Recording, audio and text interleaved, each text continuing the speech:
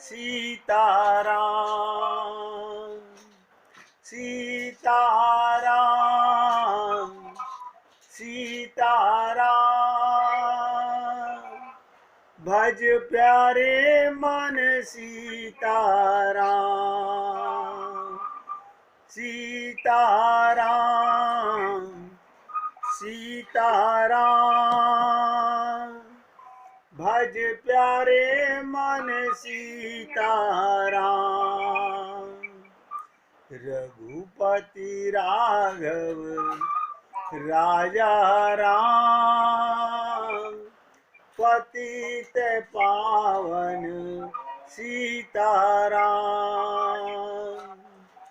रघुपति राघव राजा राम।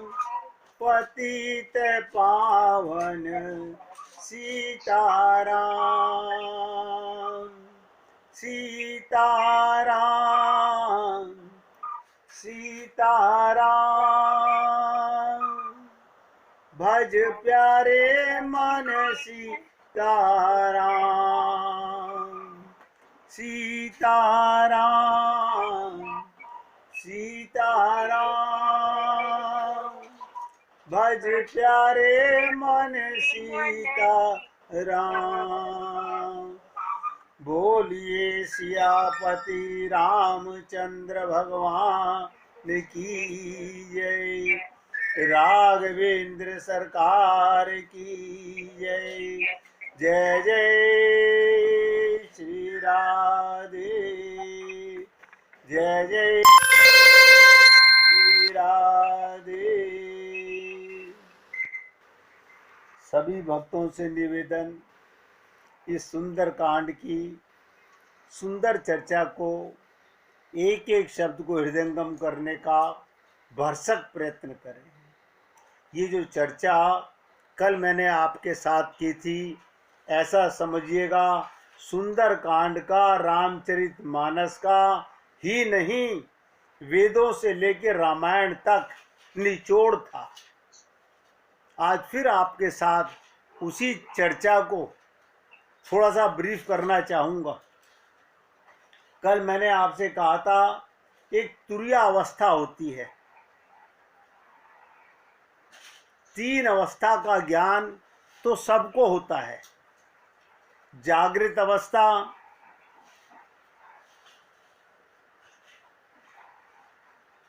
स्वप्न अवस्था और सुषुप्ति अवस्था। जागृत अवस्था का मतलब जिस समय आप जागे हुए हैं, हालांकि हम लोग जागे हुए नहीं हैं। हम लोग जागे हुए नहीं हैं। ये आँखों का खुलना, शरीर का जागना जागना नहीं है। हमें लगता है ना हम उठ गए, उठे नहीं हैं।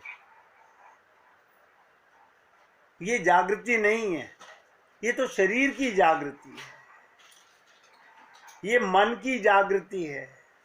असली जागृति क्या होती है? आत्म जागृति। आत्म जागृति जब हमें अपना अनुभव होने लगे।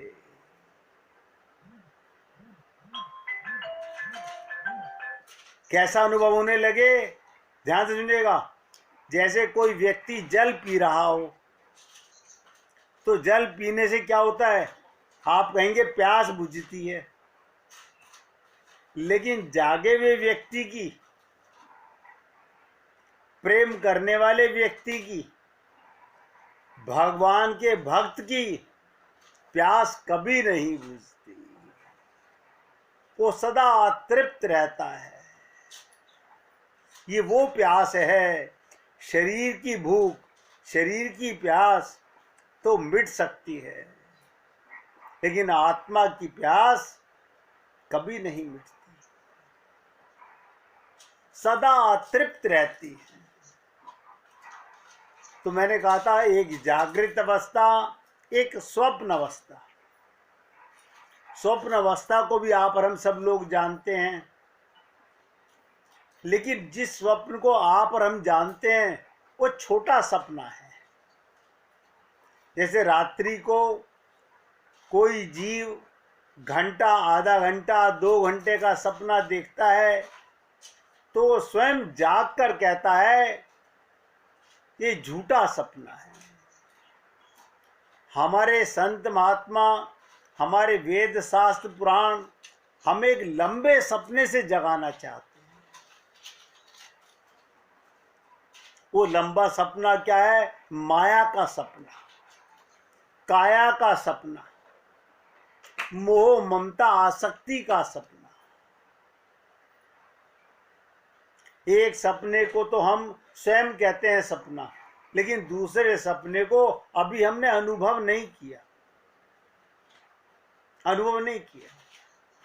तीसरी चीज होती है अवस्था, सुषुप्ति अवस्था। ये सुषुप्ति अवस्था क्या होती है? जिसे आप हम लोग बोलते हैं गहरी नींद में सोना। आप घर में सो रहे हैं, कोई घर में आया, आपको पता नहीं चला।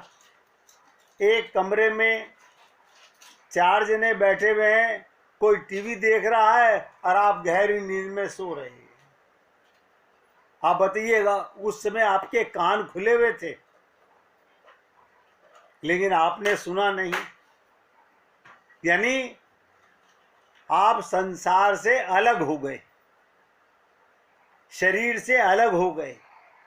उसमें हम लोग परमात्मा की गोदी में होते हैं, सुषुप्ति अवस्था में।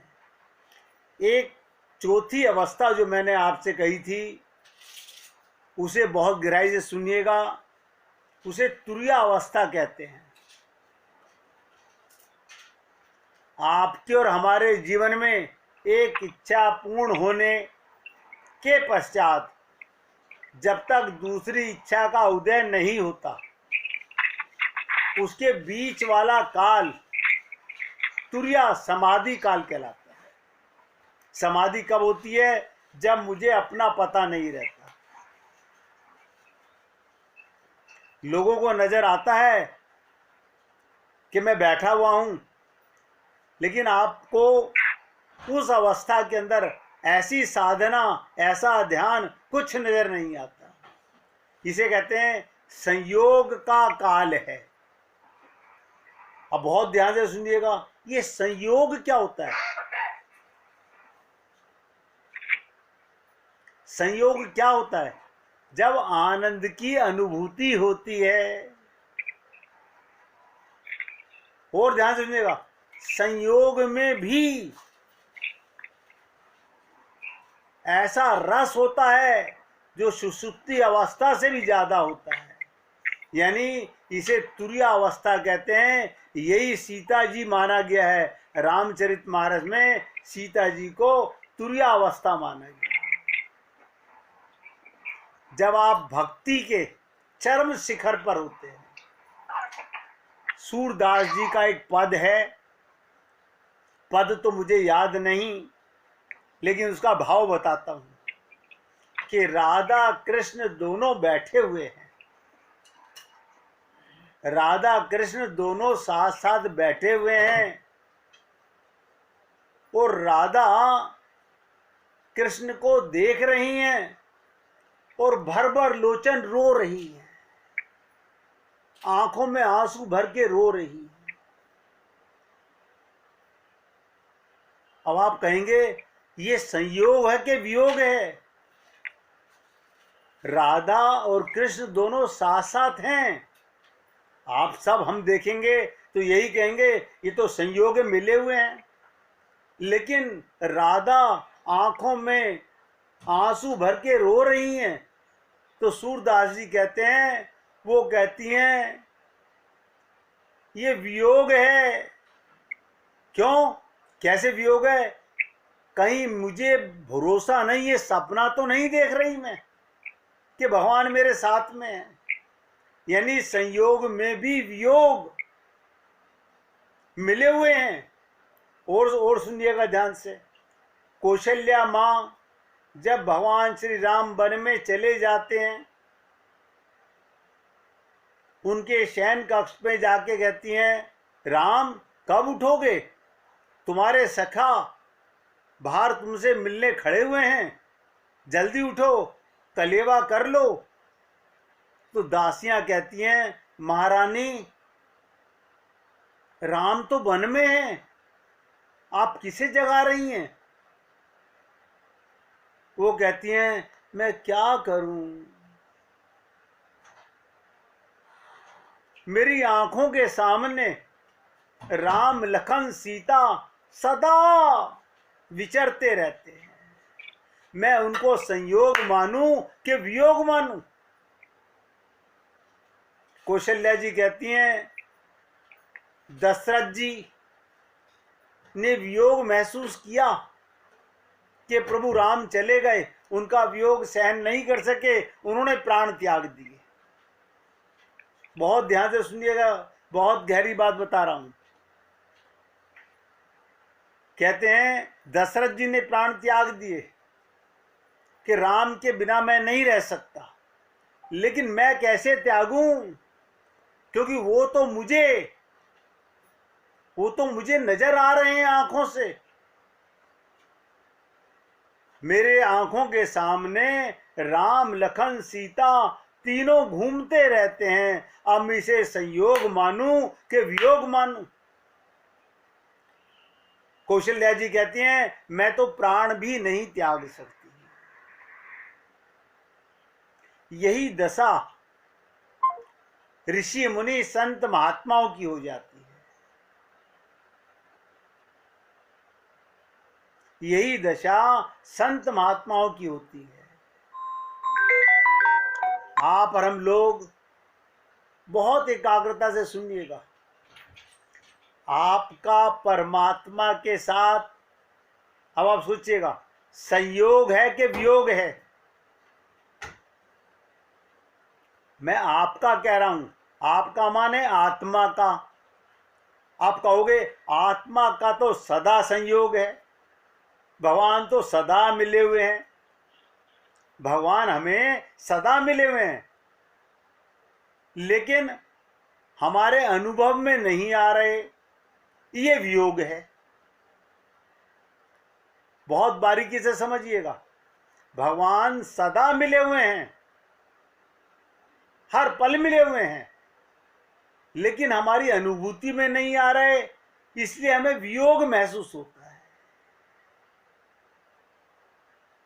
संयोग में वियोग, हमें कौन मिला हुआ है? अब ध्यान से सुनिएगा इस बात को।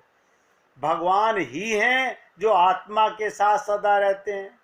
हम क्योंकि अपने को देह मानते हैं, तो हम परिवार को, घर को, सामान को मिला हुआ मानते हैं, जिसका कभी संयोग हुआ नहीं, जिसका नित्य वियोग है।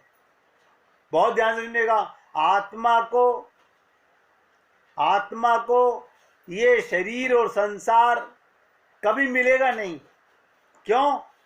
ये बहता जा रहा है, आत्मा स्थिर है। यहां भी एक बात समझ लीजिएगा, आत्मा नहीं बह रही है, संसार बह रहा है, शरीर बह रहा है, परिवार बह रहा है। कमाल हो गया, आत्मा नहीं बह रही, आत्मा स्थिर है। कब से है? जब से भगवान है। अगर हम लोगों को हमारे गुरुओं की कृपा हो जाए और हम उनकी शरणागति ग्रहण कर लें, तो हमें आत्मज्ञान हो जाएगा। बस आत्मज्ञान होते ही महात्मा बुद्ध की स्थिति हो जाएगी कि जिसे ढूंढ रहा था वो तो सदा से मिला हुआ है। आपको और हमको भगवान ही था, भगवान ही है, भगवान ही रहेगा जो मिला हुआ है। ये संसार सपना है, लंबा सपना है, माया का सपना है, भुलावा है, छलावा है, जिसमें आप और हम लोग भटक गए हैं। इसी भूल को सुधारने के लिए हमारे ऊपर भगवान ने कृपा की। पहला तो मानव चोला दिया, फिर संत महात्माओं का संग दिया, और हर संत महात्मा अपने अपने ढंग से, जैसे सूरदास जी ने कहा कि राधा कृष्ण दोनों साथ बैठे हुए हैं और राधा जी भर भर लोचन रो रही हैं। वो कहती हैं संयोग तो है, लेकिन मुझे अपनी आंखों पर भरोसा नहीं है कि वाकई कृष्ण मेरे साथ बैठे हैं। यही स्थिति हमारी है। ये प्रेम की बातें बड़ी अटपटी होती हैं। प्रेमी रसिक संत क्या क्या बोलते हैं कोई नहीं जानता। उनकी भाषा वही जानता है जो प्रेम में डूबा हुआ है। आप देखिएगा, आज समुद्र के किनारे बैठ जाइए, आप समुद्र के किनारे बैठ जाइए, आपके सामने सागर में लहरें उठ रही हैं। क्या आपको पता है अगली लहर कितनी बड़ी आएगी? नहीं जानते, कोई नहीं जानता। ऐसे ही मन की स्थिति है। अभी मन सत्संग में है, भगवान की चर्चा सुन रहा है, आनंद की अनुभूति कर रहा है, अभी मन में पता नहीं कौन सी तरंग आ जाए। यही हमारा मन की दशा है। कोई ग्रंथ, मन के अलावा कोई साधना नहीं। इसी को कहा गया कि मन एक तरंग के समान है। जैसे सागर में उठने वाली तरंग है, ऐसे ही मन की तरंगें। तो क्या कहते हैं? मन की तरंग मार लो, मन की तरंग मार लो, बस हो गया भजन, आदत बुरी सुधार लो, बस हो गया भजन। हम लोग साधना करना चाहते हैं, पूजा पाठ करना चाहते हैं, जप तप करना चाहते हैं। जब तक मन की एकाग्रता नहीं है, सब धोखा है। तो मैंने कल आपसे निवेदन किया था, एक इच्छा के पूर्ण होने के बाद दूसरी इच्छा के उदय होने से पूर्व की स्थिति बहुत क्षणिक होती है। वो एक पल होता है, वो एक पल ही पकड़ने वाला होता है।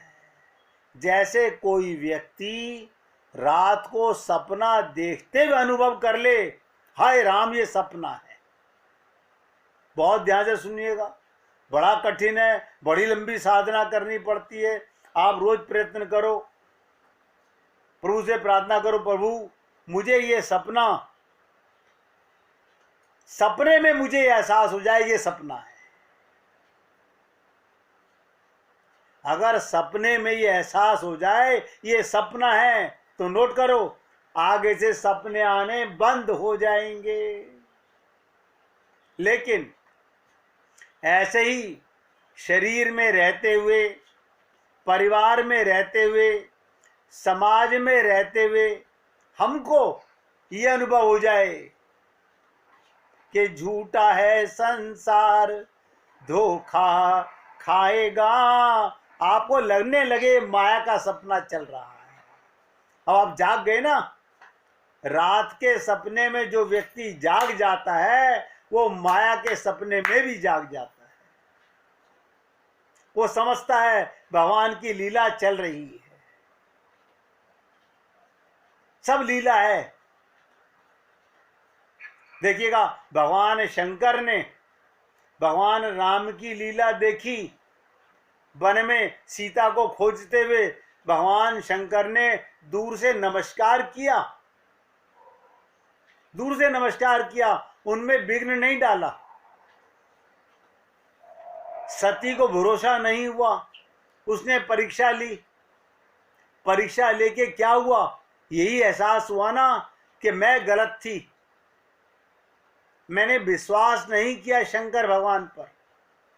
और बहुत ध्यान से सुनिएगा, आप और हम लोग आज तक गुरु की और भगवान की शरणागति क्यों ग्रहण नहीं कर सके? आज तक हम लोग अपने गुरु और भगवान की शरणागति ग्रहण क्यों नहीं कर सके? क्योंकि हमारे विश्वास में भी कहीं ना कहीं बाल बराबर, एक बाल के समान भी अगर अंतर है तो शरणागति नहीं है। आप लोगों ने सुना होगा कि गीता में भगवान क्या कहते हैं, बहुत ध्यान सुनिएगा। अर्जुन कहता है, हे माधव, आप जो कहते हैं मैं स्वीकार करता हूं। अर्जुन कहता है, हे माधव, आप जो कहते हैं मैं स्वीकार करता हूं। क्यों? यदि वो नहीं है तो आप उसे बनाने में समर्थ हैं, इसलिए बेहतर यही है जो आप कहो उसी को स्वीकार कर लेना चाहिए। यही शरणागति है। मैंने आप लोगों से निवेदन किया था, जैसे डॉक्टर के पास जाके हम बुद्धि नहीं लगाते, वकील के पास जाके बुद्धि नहीं लगाते, तो संत के पास जाकर के बुद्धि क्यों लगाते हैं? ध्यान से सुनिएगा। इस तथ्य को, इस यथार्थता को अर्जुन समझ गया था, तभी इतना उच्चतम उपदेश उसे सब धर्मों का त्याग करके, बताइए कमाल है। आप और हम लोग तो धर्मों में फंसे हुए अभी, और भगवान अर्जुन से कह रहे हैं सर्वधर्माणि परित्यज्य। अर्जुन ने उच्चतम उपदेश, सबसे ऊंचा उपदेश है, सब धर्मों का त्याग करके हे पार्थ तू एक मेरी शरण में आ जा, मैं ही शरण में, मेरी ही शरण में आ जा। शब्द है गीता जी का, शब्द है गीता जी का, मेरी शरण में तू आ जा, मैं तुझे सब पापों से मुक्त कर दूंगा। सोचो मेरे भाई, मैं तुझे सब पापों से मुक्त कर दूंगा। करना क्या है? माधव, पापों से मुक्त हो गया व्यक्ति, आपने क्या करना है? जो उसने करना था वो कर दिया, हो गया सब कुछ। तू शोक मत कर, चिंता मत कर। आप और हम लोग शोक करते हैं, चिंता करते हैं, क्यों? क्योंकि अभी हम सपने में हैं। सपने में आदमी रोता भी है, हंसता भी है, दुख भी मानता है। ऐसे आप और हम लोग इस संसार में, कोई दुखी है, कोई सुखी है, कोई शोक में है, कोई चिंता में है। और भगवान कहते हैं जो मेरी शरण में आ जाता है मैं उसे सब पापों से मुक्त कर देता हूं। अब भगवान राम के माध्यम से सुन लीजिएगा, ये तो गीता के माध्यम से मैंने बताया। भगवान श्री राम पंपा सरोवर पर पहुंचे। मानो वो एरिया जहां शबरी मां रहती है, स्नान कर लिए के लिए जाना था। हाथ में प्रभु के तीर पकड़ा हुआ था। क्या हो गया? अरे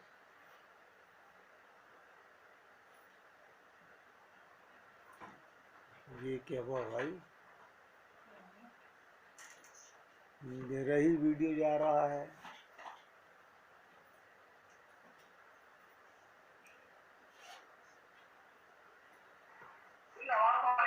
एक मिनट, मेरी आवाज आ रही है? चलिए शुक्र है आवाज आ रही है। पता नहीं इसमें क्या आ गया बीच में। ये भी जब बहुत इंपॉर्टेंट बात होती है ना तो वीडियो भी नखरे मारता है। तो प्रभु को पंपा पर सरोवर पर स्नान करना था। हाथ में प्रभु के तीर पकड़ा हुआ था। सोचा नदी के किनारे पंपा सरोवर में स्नान करना है, वहां तीर क्या करना है, धरती में गाड़ दिया। भगवान ने वो तीर धरती में गाड़ दिया। आकर के निकाला, स्नान करने के बाद उस तीर को निकाला तो तीर के आगे कोने में खून लगा हुआ था। ध्यान से सुनिएगा, तीर के कोने में खून लगा हुआ था। भगवान राम ने लक्ष्मण से पूछा, लक्ष्मण ये खून किसका है? देख धरती में कौन है? मैंने तो इसे धरती में गाड़ा था, देख इसकी नोक पर खून लगा हुआ है, मानो कोई जीव इस मिट्टी के अंदर है। देख कौन है, लक्ष्मण से भगवान कह रहे हैं। थोड़ी सी खुदाई की, देखा एक मेंढक लहूलुहान हो गया। बड़ी सुंदर उदाहरण, ध्यान से सुनिएगा। शरणागति का जीवंत उदाहरण दे रहा हूं, इस शरणागति की, समर्पण की। सभी की सब बातें कमाल की, शरणागति है ही अति सुंदर, समर्पण है ही अति सुंदर। भगवान बोले, अरे मेंढक, देखिएगा, मेंढक घायल अवस्था में है, उसका खून निकल रहा है, तीर पे खून लगा हुआ है। भगवान कहते हैं, अरे मेंढक, हर वक्त टर टर करता रहता है। जब तुम्हें तीर लगा, जब तुम्हें तीर लगा और तुम्हें चुभन हुई,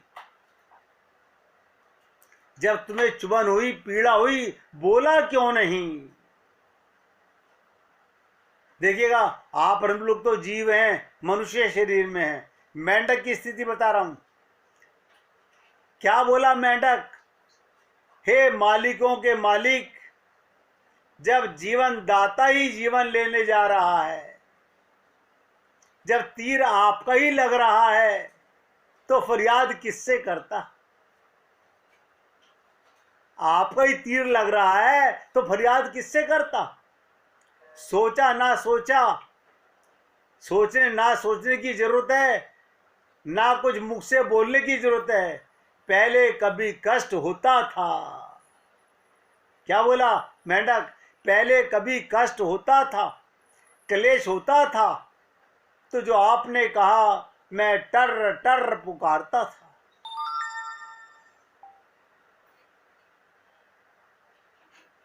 मैं उसमें पुकारता था, टर टर में, राम मेरी रक्षा करो।